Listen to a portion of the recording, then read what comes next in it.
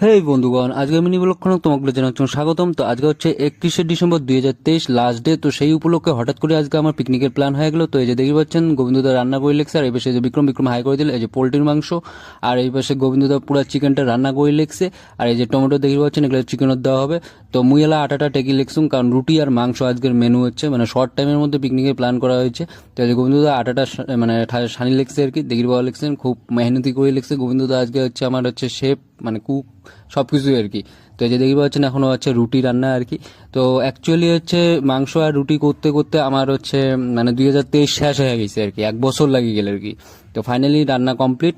এই যে দেখতে পাচ্ছেন আজকের মেনু আর কি, রুটি আর মাংস, পুরো হ্যাভি খাওয়া দাওয়া হচ্ছে। চিকেনটা দেখতে পাচ্ছেন তো কত কালারফুল টেস্টি হয়েছে।